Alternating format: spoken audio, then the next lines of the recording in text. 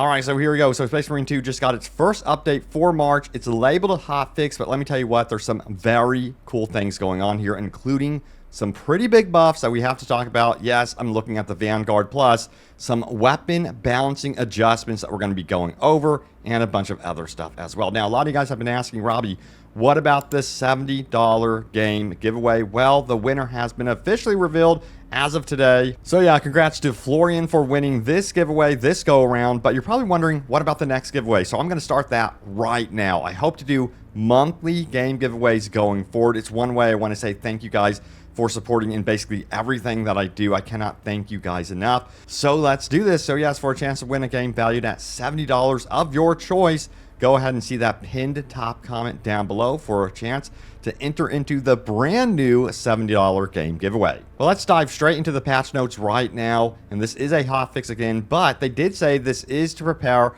for the next major patch, which is of course patch 7, and that is going to be focused on weapon perks and weapon loadout rebalance. So yeah, we got general fixes first and foremost. Data Vault Ordeal, shredding shrapnel now requires to kill 2 enemies simultaneously with a single frag grenade instead of 3. Now, fix an issue with the AI directive that could sometimes spawn too many spore mines for a long period. Hell yes, finally that fix is in the game, and they fixed several issues that would cause Assault class to teleport back after using its jump pack ability, and then minor localization fixes as well. Now let's get into the changes to like perks, weapon balancing, and that sort of thing. So overall, we are quite happy with 6.0 perks rebalance. We're seeing way more build variety for all classes across all difficulties, and seeing people experimenting with their builds more. That being said, there are still some perks that will require more attention or even full rework.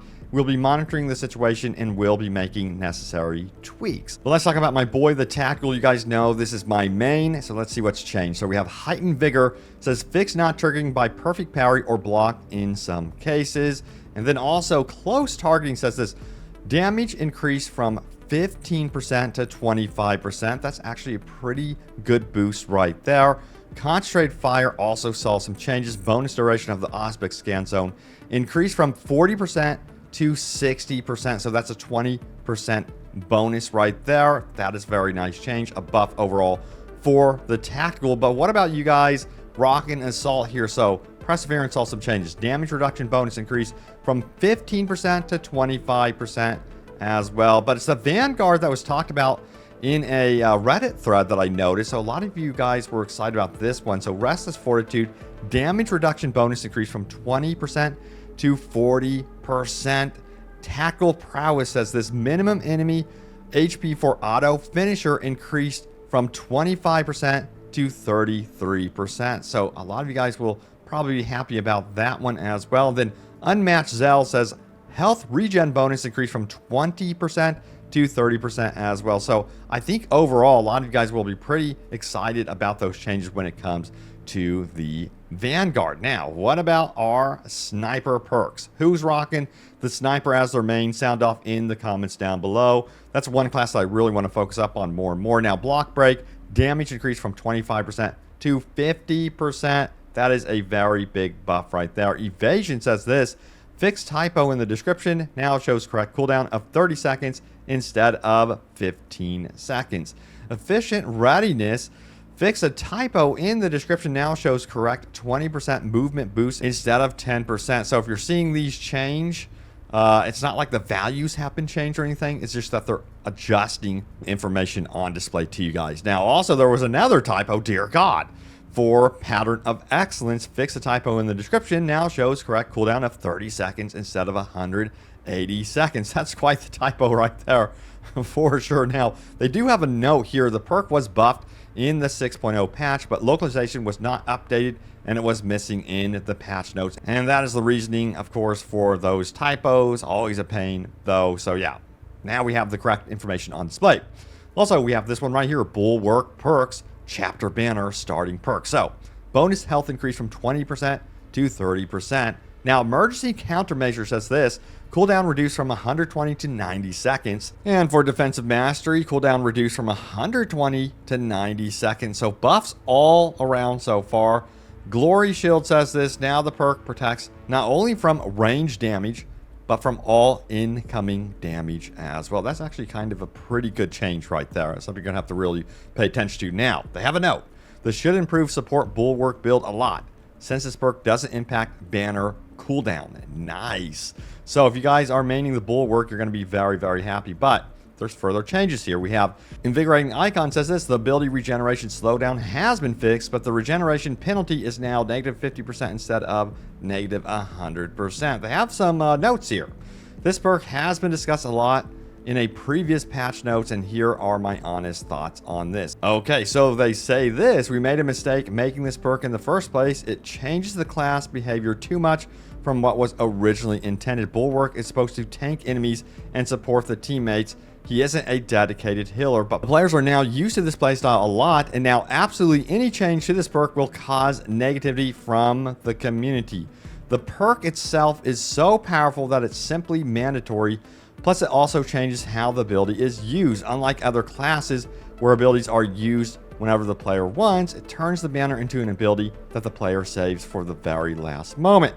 In our game, it is absolutely fine if you want to use it that way, but the problem is that with certain other perks, you could bring its cooldown to negative 20 seconds. This means that not picking this perk will be detrimental to your squad. No matter what the numbers on the neighboring perks, players will always stick to the ability to fully heal when needed.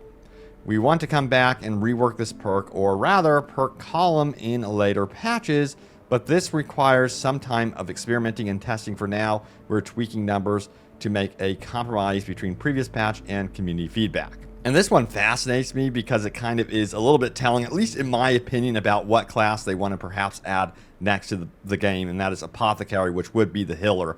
They don't want the Bulwark exactly being a healer. That wasn't intended. I think that is because, again, they want the Apothecary to be the healer. I am speculating on that. Of course, it has not been 100% confirmed that they want to go Apothecary for the next class, but there has been some interest from their dev team in terms of like replying to ideas out on the forums and things like that. So I think that's why they really do want to adjust the Bulwark to make sure that he is slotted in correctly when it comes to what type of class they want to present to the player, and then also being able to provide an actual healer in the future here down the road. I'm guessing, but we'll have to wait and see for 100% confirmation what that next class will be. But what would you guys like to see? But anyway, moving on here, we have heavy perks. So Fortitude, health increase from 20 to 30%. Also, we have conversion field radius increase from 10 to 20 meters. Now, we got some weapon balancing going on, and it more centers around the power sword. So they say this: we are very happy with the current melee balance. All melee options are now viable and getting picked by players across all difficulties. However, we see that power sword isn't strong enough compared to much easier to wield chainsaw. It takes more skill to use the power sword properly, but the benefit wasn't that great. We want to adjust this a little, so let's talk about it. Overall, base damage increased by 5%. Power stance combo damage additionally increased. Attack 1 by 10%, attack 2 20%, and then attack 3 30%. So buffs overall for the power sword, but we got some tech stuff. Crash fixes and general stability improvements also have been implemented, and general connectivity improvements. Kind of curious to see how this one holds up.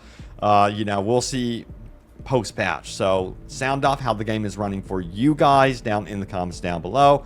Very curious. I'm going to hop in here and kind of test around all of the changes, of course, and just have fun with what's going on with Space Marine 2, especially since the spore mines have been reduced. That's also a very nice change, I gotta admit. But now it's time to go over your top comments. As always, leave a comment down below. It could end up here in a future video, so let's do this. All right, so we have this one right here. Limiting ammunition on higher difficulties is counterproductive in my opinion.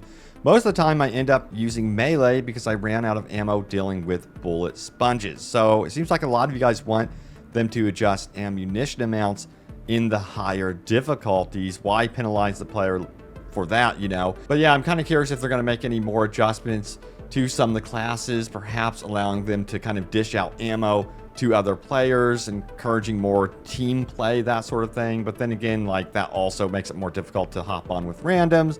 But in higher difficulties, you're going to want a really good team anyway. So sound off how you guys feel about this, if you think there needs to be more ammo drops around the map on those higher difficulties and just more ammo overall. All right, so we also have this one right here. I think Absolute and Lethal would be more fun if not for the goddamn Spore Mines. They reduce you to 0 health instantly and just show up out of nowhere. So, yeah, good news. That has been implemented, and that change is now in the game, so you can enjoy Absolute and Lethal a bit more. Also, we have Horde mode needs to be more than just a squad of 3. I'm praying to the Emperor that it's a 6-man game mode. Yeah, that would be really cool. I would not hold your breath on that one. Here's why. The entire game is designed around being able to swap from PvE to PvP to campaign with your squad seamlessly, you know, and once you introduce a change into the actual player count, then you kind of segment that squad from the rest of the game.